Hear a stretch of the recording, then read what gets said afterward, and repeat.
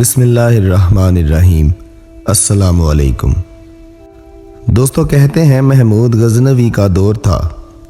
एक शख्स की तबीयत नासाज हुई तो तबीब के पास गया और कहा कि मुझे दवाई बना दो। तबीब ने कहा कि दवाई के लिए जो चीज़ें दरकार हैं सब हैं सवाए शहद के। अगर तुम कहीं से शहद ला दो तो मैं दवाई तैयार कर देता हूँ। इत्तेफाक से मौसम शहद का नहीं था।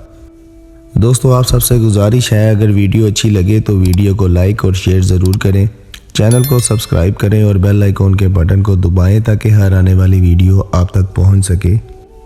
दोस्तों, एक शख्स की तबीयत नासाज हुई तो तबीब के पास गया और कहा कि मुझे दवाई बना के दो। तबीब ने कहा कि दवाई के लिए जो चीज़ें दरकार हैं सब हैं सवाए शहद के।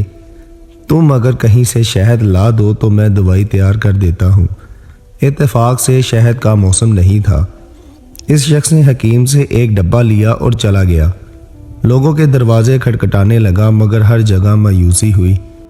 जब मसला हल ना हुआ तो वो महमूद गज़नवी के दरबार में हाजिर हुआ। वहाँ अयाज ने दरवाज़ा खोला और दस्तक देने वाले की फरियाद सुनी। साइल ने वो छोटा सा डब्बा दिया और कहा कि मुझे इसमें शहद चाहिए।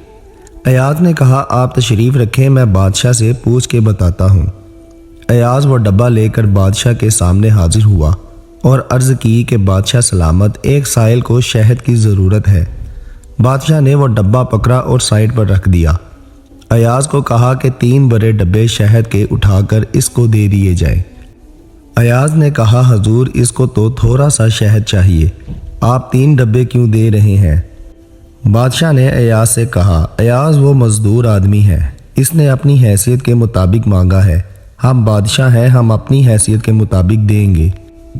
दोस्तों, मौलाना रूमी फरमाते हैं, आप अल्लाह पाक से अपनी हैसियत के मुताबिक मांगे, वो अपनी शान के मुताबिक अता करेगा, क्योंकि अल्लाह तो बादशाहों का भी बादशाह है। बेशक। खुदा हाफिज़।